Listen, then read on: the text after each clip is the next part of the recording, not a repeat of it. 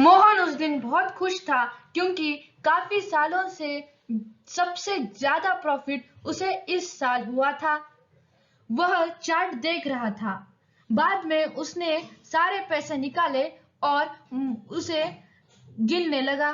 गिनने के बाद उसने और एक बार गिना। ऐसे करते करते उसने 5 बार गिना, पर पैसे कम थे। हर रोज 2000 रुपए कोई चोर के ले जा रहा था और अब ये 365 दिन के यानी एक साल के पूरे 7,30,000 रुपए हो चुके थे। ये रकम बहुत ही ज्यादा थी। जो भी चोर था वो बड़ा शातिर था और हर रोज वो आकर पैसे ले जाता था।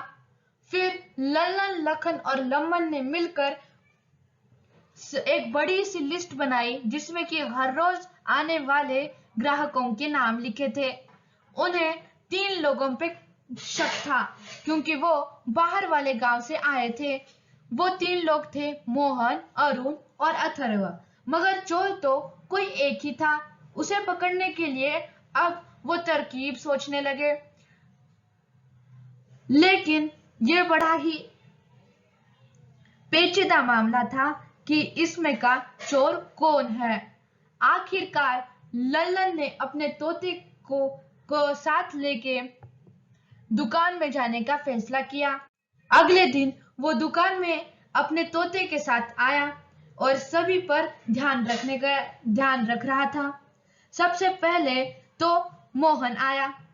मोहन आया, अपनी जरूरत की सामान लिया और वापस चला गया। उसके बाद अथर्व आया। जब अथर्व आया तब उसने भी जरूरत की सामान ली और वापस चला गया। बाद में अरुण भी आया। अरुण ने भी अपनी जरूरत की सामान लेके चला गया।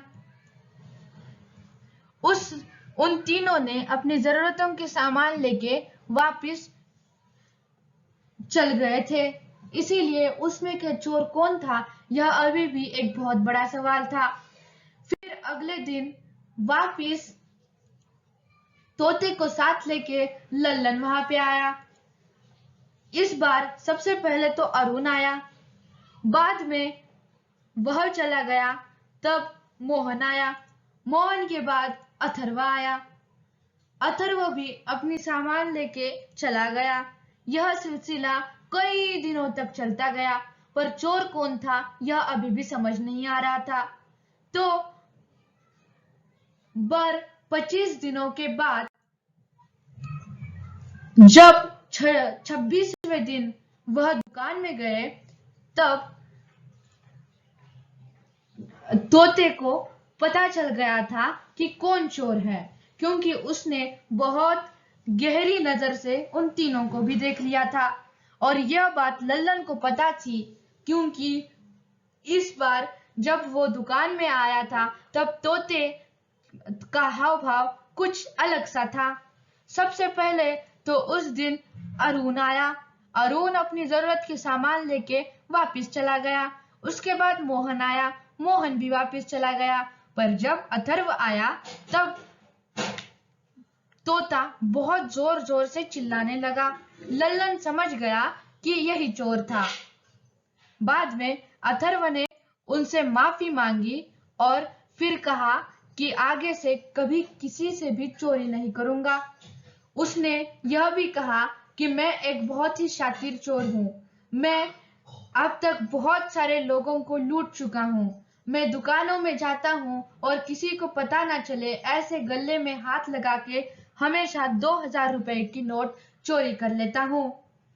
और ये मैं अब इसमें इतना एक्सपर्ट हो चुका था कि कोई अपने आंखों से तो दूर ही पर कैमरा से भी मुझे चोरी करते हुए कैद नहीं कर सकता था।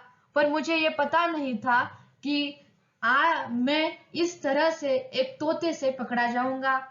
फिर उसने लल्लन, लखन और लम्मन को सारे के सारे यानी 7,30,000 रुपए वापस कर लिए। और तो और बाकी किसके भी उस पैसे उसने चुराए थे उनके भी उसने वापस कर लिए। और बाद में कभी चोरी नहीं किया। तो इससे हमें यही सीखना है कि कभी भी हमें जब दोस्त बनाते हैं तब पालतू जो भी हमारे प्राणी होते हैं उन्हें बनाना चाहिए, क्योंकि वही हमारे सच्चे और नेक दोस्त होते हैं। नेक दोस्त मिलना बहुत ही कठिन होता है, लेकिन अगर आपको कोई अच्छा नेक दोस्त चाहिए तो मैं तो आपको बोलूंगा कि आप कोई पालतू जानवर को आपका दोस्त बना लीजिएगा, क्योंकि वे हमारी हमेशा मदद करते हैं और किसी भी समय हमारे साथ डट कर रहते हैं। ऐसे और ज्यादा मॉरल स्टोरीज सुनने के लिए हमारे मॉरल स्टोरीज इस चैनल को सब्सक्राइब करिएगा। धन्यवाद।